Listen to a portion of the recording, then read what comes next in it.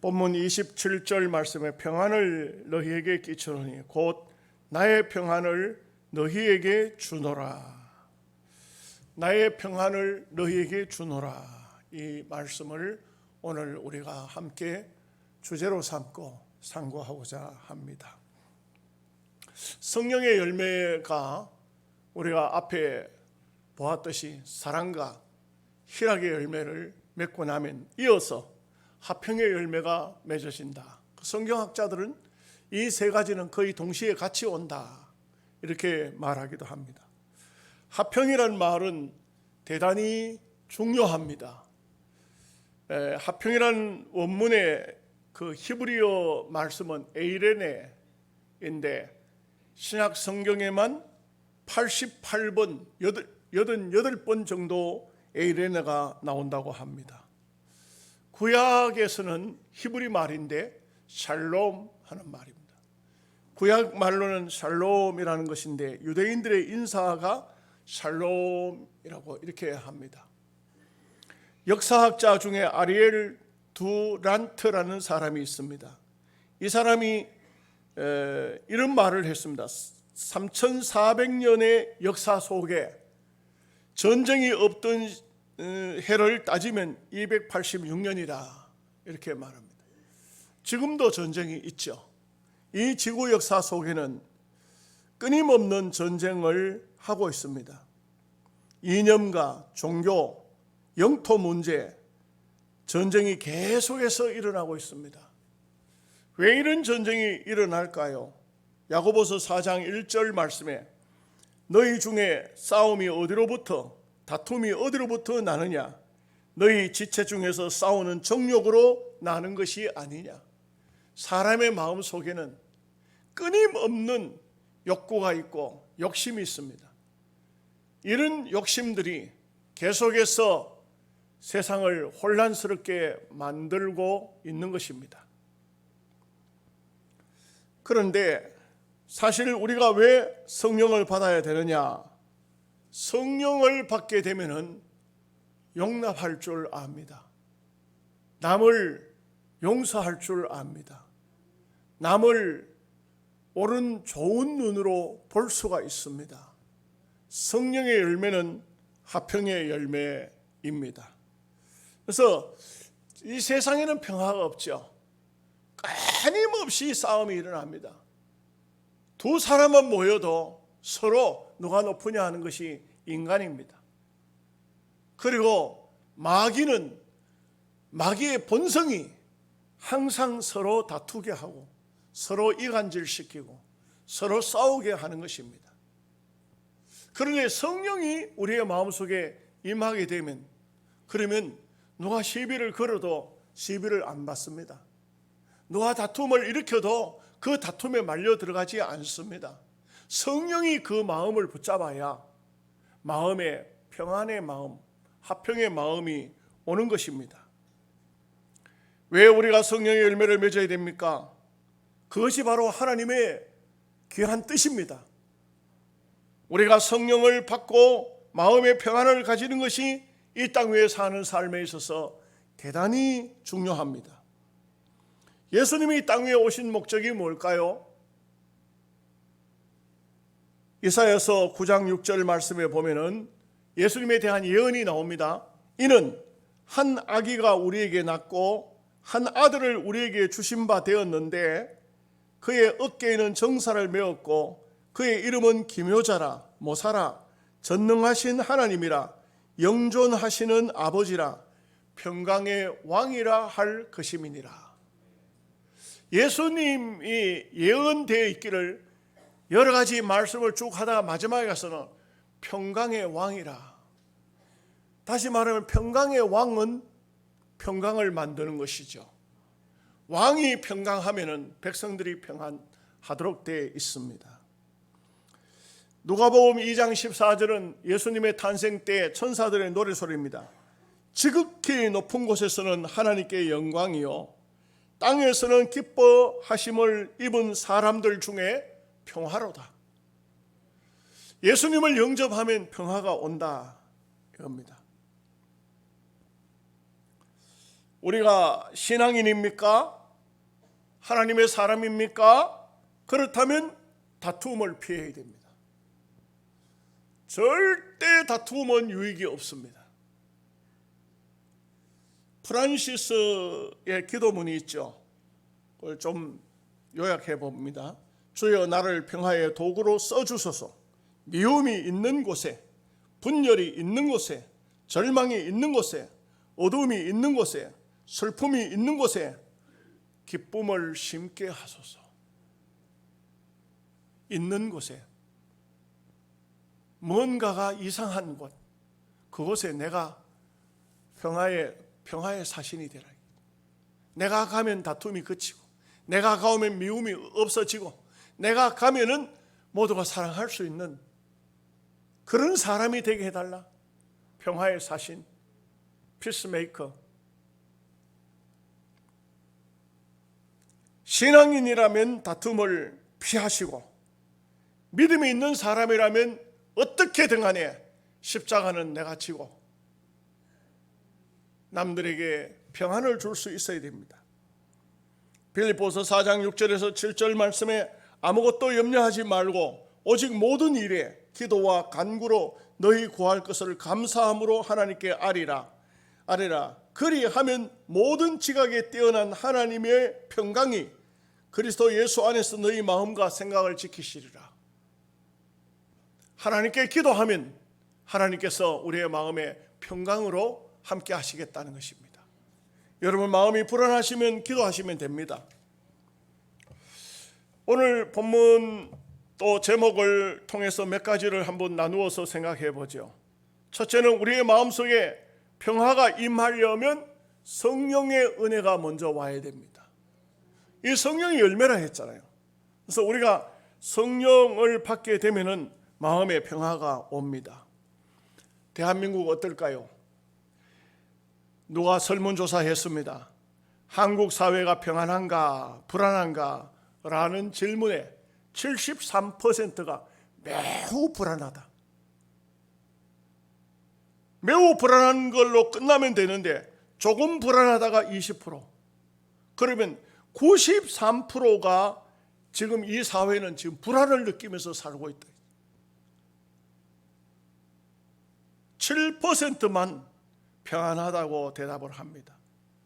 근데 웃기는 게 있죠. 조선시대 사람들도 굉장히 불안하다 했어요. 오늘 우리도 불안하다 했지만 사람의 마음속에는 평안이 잘 없어요. 여러 가지 환경적인 여건이에요. 뭐가 그렇게 불안한가 했더니 일본이 전쟁이요. 지금 남북이 대치되어 있는데 서로 무기 개발에 남쪽도 마찬가지입니다. 말을 안 해서 그렇지. 남쪽도 마찬가지, 북쪽도 마찬가지. 전부 무기 개발에 전쟁 준비에 일념하고 있습니다. 두 번째가 경제입니다. 지금 한국 사회는 경제가 굉장히 어렵습니다. 여러분 이 지역 농협 같은 데 가서 돈을 밖으로 가보면 5만 원짜리가 없어요. 뭔가가 이 사회가 불안하니까 전부 돈이 지하로 들어가고 있습니다. 참 돈 있는 사람은 은행도 부도날지 모른다. 찾아가지고 전부 자기 금고 만들어서 금고 속에다 집어넣고 있다. 경제가 불안하다. 그 다음에는 건강이 불안하다. 또 교통 문제가 불안하다. 직장이 불안하다. 등등 불안한 요소가 굉장히 많습니다. 현재 우리가 살고 있는 이 사회 사람들 속에는 뭔가 모르게 평화가 사라지고 있어요. 똑같이 직장생활을 해도 언제 잘릴지도 모르고 언제 내가 이 삶 속에서 또 진정한 자유를 누리고 가정에 올바른 평안을 가져올 수 있는 가족 식구들을 모두를 다 평안하게 할 수 있는 그런 것이 잘 보여지지 않는 것입니다. 그런데 오늘 본문 말씀은 평안을 너희에게 끼치노니 곧 나의 평안을 너희에게 주노라. 내가 너희에게 주는 것은 세상이 주는 것과 같지 아니하니라. 이 세상은 이렇게 불완전한데 하나님의 평안이 오면은 그러면 이 모든 문제가 해결될 수 있다는 것을 말해주고 있죠. 세상 평안은 어떤 것이냐? 찰나적입니다. 아주 짧습니다. 그러나 하나님이 주시는 평안은 영원합니다. 세상의 평안은 물질적이고 육신적이지만 하나님의 평안은 영적입니다. 죽어도 사는 평안입니다. 세상의 평안은 겉보기에 아름답지만 때로 포장을 잘합니다. 외형적입니다. 그러나 하나님의 평안은 내면적입니다. 우리의 심령으로부터 평안함을 느끼게 됩니다. 세상의 평안은 불완전한 평안이지만 하나님의 평안은 온전한 평안입니다. 성령이 내 마음속에 오고 평안의 열매를 맺게 되면, 그러면 이 세상에 어떤 행편, 어떤 상황이 벌어지더라도 내 마음의 평안은 빼앗아갈 수가 없습니다. 마음의 평화, 하늘에서 내려오네. 이 하늘에서 내려오는 하나님께로부터 오는 성령의 평안이 여러분의 심령 속에 있으시기를 주님의 이름으로 축복합니다. 우리가 샬롬 샬롬 외치지만 그러나 사실 이 세상에는 온전한 평안은 없습니다. 주님만이 나의 평안을 너희에게 주노라. 주님이 주시는 평안을 우리의 마음속에 가져야 됩니다. 주님이 주시는 평안은 첫째가 말씀을 통해서 와야 됩니다. 우리가 은혜를 받는데 말씀을 통해서 은혜를 받아야 됩니다. 저는 이렇게 많은 교회들 헌신 예배든지 특별 일일 집회든지 혹은 부흥회든지 가서 보면은 목사님들이 왜 이해가 잘 안 되는 것이 말씀을 떠나서 다른 것으로 교인들에게 은혜를 받게 하려고 하는지 모르겠어요. 그거는 은혜가 안 됩니다. 그거는 순간적이지 절대 오래가지 않습니다. 말씀을 통해서 은혜가 와야 됩니다. 참 어떤 교회들은 가보면 목사님들이 목회를 너무 이상한 방법으로 하고 계시는구나, 이것을 느껴요. 그거는 뭐냐면 말씀 없이 다른 방향으로 하고 있는 것입니다. 제가 가장 기가 막힐 때가 이럴 때입니다. 헌신 예배든지 특별 집회든지 가면은 목사님 설교는 짧게 해 주십시오. 그럼 나는 아주 마음이 참담해집니다. 마음이 무너집니다. 이 멀리까지 와가지고 설교를 짧게 할 것 같으면 말라고 오노. 설교를 길게 해 주십시오. 그것도 문제지만 짧게 해 주십시오. 이것도 문제예요. 그러나 우리가 알아야 됩니다. 말씀에서 은혜를 받지 않으면 다른 것은 다 소용이 없어요. 본질이 말씀이라고. 본질이 말씀 속에서 우리는 은혜를 받아야 돼요.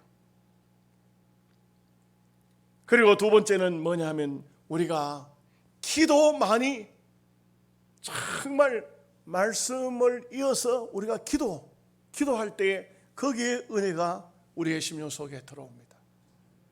그냥 기도, 근성적으로 지나가는 기도가 아니고 그야말로 주님을 붙잡고 간절히 마치 혈루병 앓던 여인이 예수님의 옷자락만 만져도 내 병이 낫겠다 하던 그 심정으로, 아니면은 주님을 만났을 때 내 딸이 흉악한 귀신이 들렸습니다. 주님이 고쳐주시지 않으면 안 됩니다. 참 여러분들의 문제가 오늘 우리에게 가지고 있는 여러 가지 문제점들이 있잖아요. 이런 문제점, 질병의 문제든지 믿음의 문제든지 나의 잘못된 행실의 문제든지, 이것을 정말 주님 앞에 가지고 나가서 아주 진지하게 주님으로부터 고침을 받고 치료를 받고 회복이 되어지고, 이렇게 해야만 이 하나님의 성령의 평안의 은혜가 우리의 심령 속에 채워지게 되는 것입니다.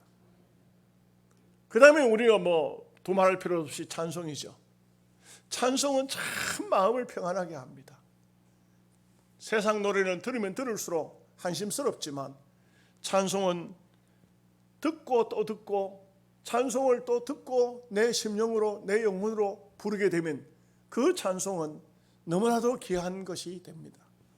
은혜가 되는 것입니다. 그래서 이렇게 은혜가 오면은 말씀을 통해서 기도를 통해서 찬양을 통해서 이 영적으로 탁 다져지면 그러면 마음속에 진정한 평화가 오는 것입니다. 두 번째는 주님의 평화는 성령의 선물입니다. 사도행전 2장 38절에 베드로가 이르되 너희가 회개하여 각각 예수 그리스도의 이름으로 세례를 받고 제사함을 받으라. 그리하면 성령을 선물로 받으리니. 성령의 선물이 오늘 평강이라 했잖아요.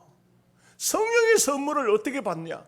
회개하고 예수 그리스도의 이름으로 세례를 받고 제사함 받는 사람에게 성령의 은혜가 임한다는 것이죠. 인생은 죄를 짓게 되면서 망하는 것입니다. 여러분, 이 세상에 어떤 나라도 경제 때문에 나라가 망한 나라 별로 없습니다. 특별하게 영 없다고는 할 수 없겠죠. 경제가 무너지니까 망하는 건 만나가 포퓰리즘 하다가 망한 나라들이 있기는 있습니다만 대체적으로 죄 때문에 망합니다. 나라가 망하는 것도 죄 때문에, 가정이 망하는 것도 죄 때문에, 사람이 망하는 것도 죄 때문에 망하는 것입니다. 죄가 들어가면 다 파괴하고 깨지고 부서지고 사그라들도록 돼 있어요. 그런데도 사람들 곁에는 이 죄가 절대 멀리 떠나지를 않습니다. 죄는 다윗이 말한 것처럼 내 죄가 내 앞에 있나이다. 내 앞에 요소 알짱거리는 거예요. 멀리 있을 것 같으면 가지고 그냥 편하게 살겠는데 내 죄가 내 앞에 있다. 항상 우리 곁에 있다. 심지어는 죄는 그림자처럼 나를 따라다닙니다. 어떻게든 간에 죄를 짓게 만들려는 이 사탄이 죄가 가까이 있다. 어떻게 해야 되겠습니까? 이것을 회개한다는 것은 끊어버리는 것입니다. 씻는 것입니다. 불로 태우는 것입니다. 없애버리는 것입니다. 우리가 예수 그리스도를 통해서 이 죄를 멀리 해야 됩니다. 우리는요, 우리 인간의 마음 속에는 날마다 끊임없이 이 죄성이 있기 때문에 계속해서 마음속에 이상한 생각들이 자꾸만 떠오르는 것입니다. 이게 정욕적인 것이지만 성령 받으면 괜찮을 것 같지만 아닙니다. 성령을 받은 신자라도 죄는 계속적으로 우리에 가까이 다가옵니다. 계속 우리를 유혹합니다. 계속 우리를 어떻게든 간에 세상으로 끌고 가려고 합니다. 세상의 힘이 성령의 힘보다 더 강한 것 같아요. 어떻게 해야 되겠습니까? 하나님께 도움을 구해야 됩니다. 하나님께 도움을 구해야 됩니다. 그 믿음으로 하나님 앞에 구해야 됩니다. 하나님, 나에게 힘 주사 세상을 이기고 죄를 이기게 해달라고 기도해야 됩니다. 기도하지 않는 삶 속에 내 마음을 내 마음대로 버려두면은 그러면 안 되는 것입니다. 여러분, 디도서 1장 12절에서 13절 말씀에 보면 이런 말씀이 나와요. 참 충격적인 말씀인데 한번 들어보십시오. 그레데인 중에 어떤 선지자가 말하되 그레데인은 항상 거짓말장이며 악한 짐승이며 배만 위하는 게으름장이라 하니 이 증거가 참되도다. 그레데라는 곳에요. 그레데는 성경을 보면 섬이에요. 섬. 예, 항구도시 섬이라고. 이런 곳인데 여기에 사는 사람들은 얼마나 거짓말을 하는지 항상 거짓말한다. 항상 거짓말한다. 어떻게 거짓말을 항상 할 수 있어요? 근데 항상 거짓말한다. 그런데 그들의 행동을 보면 악한 짐승이 되기. 사람이 아니다. 짐승이 되기. 그리고 배만 자기 배부르면 자기에게 유익이 되면 그걸로 만족하는 사람들. 참 기가 막히죠. 사람은요, 날마다 기도하면서 자기를 성화시키면 천사보다 더 아름다운 삶을 살 수 있어요. 됩니다. 여러분 그렇게 살아보십시오. 그렇게 기도해 보십시오. 어떻게든 간에 내 자신을 십자가 밑에 가져가서 주님의 보혈을 의지하고 믿음으로 한번 살아보십시오. 그런데 자기를 그냥 방탕하게 내버려 두면요, 사람이 아니에요. 이거는 짐승보다 못합니다. 짐승보다 못해요. 마귀는 행동이 짐승 같은 거는 비교도 안 되죠. 마귀처럼 떨어져 버리고 말아요. 그래서 시편에는 더러 그 말씀이 나옵니다. 사람이 존귀하지만 깨닫지를 못하면 멸망하는 짐승과 같다. 그렇게 시편에 보면은 몇 번이나 그런 말씀이 나와요. 그 우리는 어떻게 되겠습니까? 우리는 정말 하나님을 의지하고, 우리가 신앙인 아닙니까? 기왕에 이 땅 위에 사는 동안 하나님 보시기에 아름다운 삶을 살기 위해서 자기 자신을 무단히 노력해야 돼요. 마음속에 어떤 욕심이 생기든지 어떤 잘못된 마음이 생기든지 기도해야 됩니다. 하나님, 내 마음을 내 혼자 내 스스로 다스릴 수 없습니다. 하나님, 나를 도와주세요. 그렇게 도와달라고 하나님께 기도하고 그렇게 믿음으로 살아야 됩니다.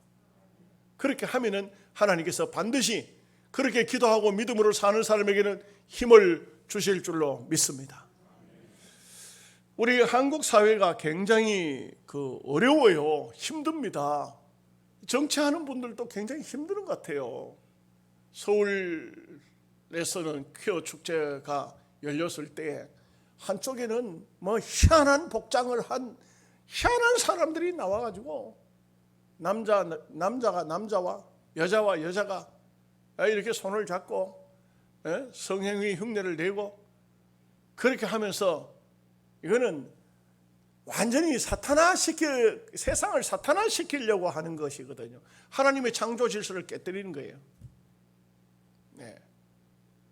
한쪽에서는 그리스도인들이 참 모여서 기도하면서 하나님, 이런 사탄의 세력들을 물러가게 해달라고 그렇게 기도하고 있어요.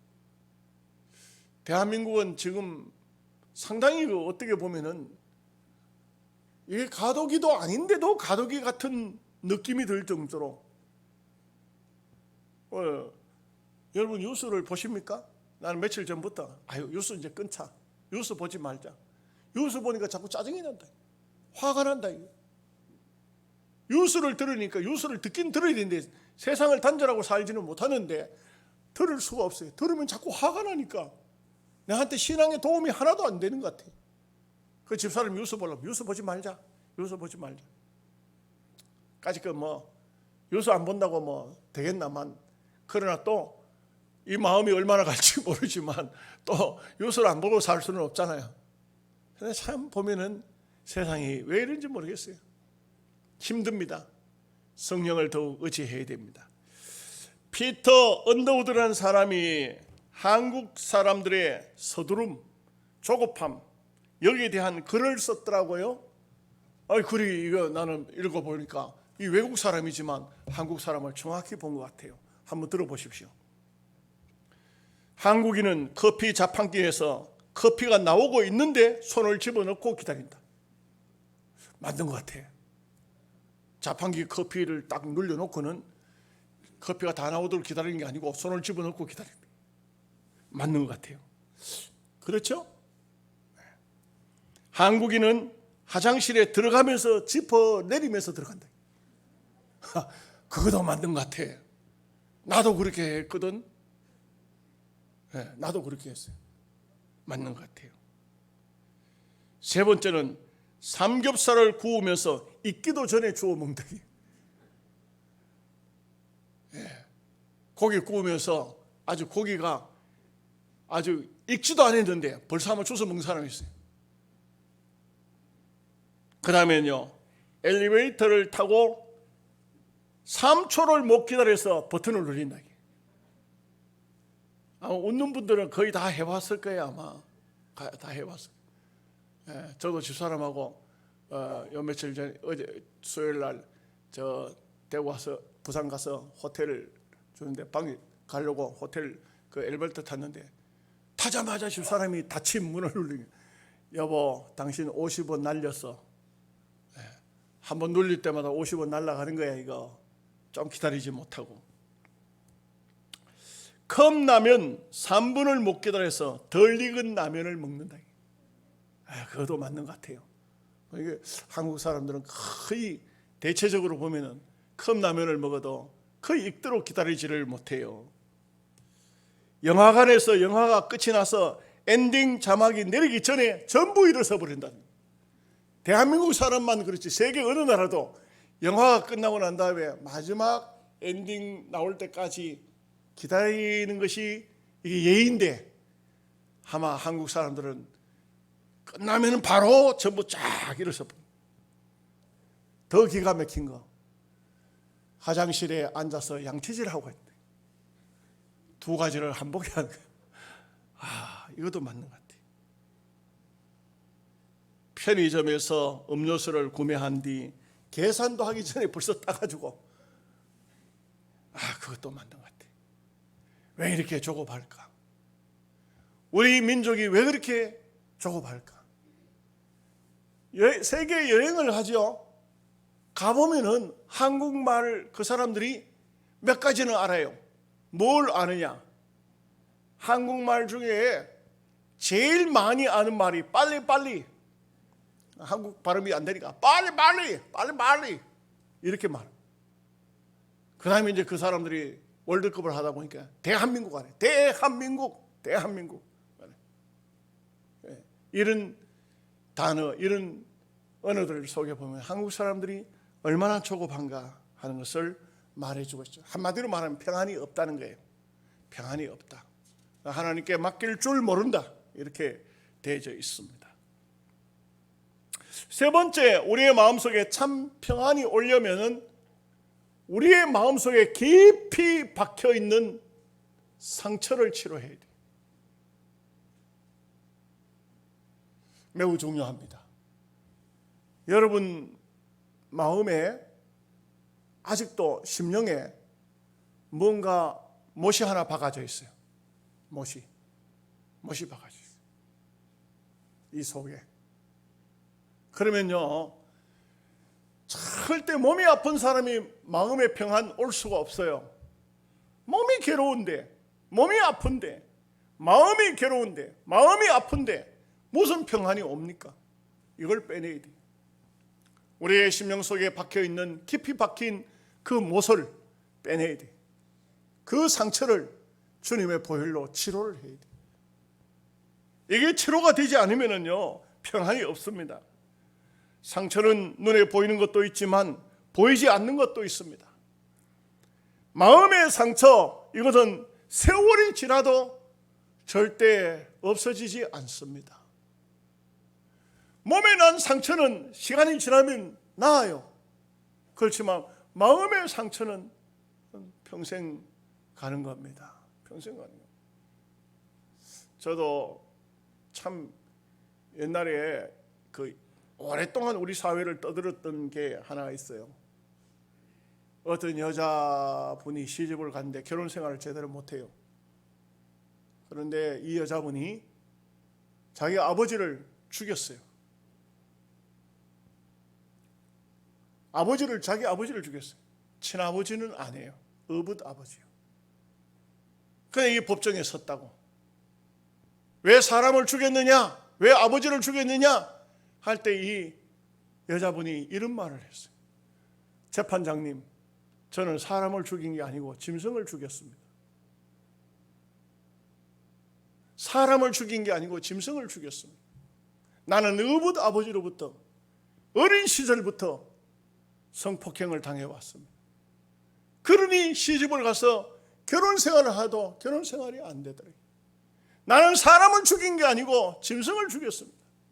그 마음속에, 그 여인의 마음속에는 깊은 아픔의 상처가 있었던 것입니다. 한국의 여성단체들이 전부가 변호하러 가서 그 여인을 결국은 집행유예로 세상에 나오도록 했어요. 그리고 많은 상담학, 심리학사들을 보내가지고 그 여인의 상처를 치료하는 그런 프로그램을 만든 것을 보았습니다. 그렇죠? 우리의 마음속에 있는 상처는 사라지지 않습니다. 세월이 지난다고 없어지는 것은 아닙니다. 주님의 보혈만이, 주님의 은혜만이 우리의 마음에 그 깊이 박혀있는 트라우마를, 상처를 치료할 수 있습니다. 주님 앞에 매달려야 됩니다. 주님께 매달려야 됩니다.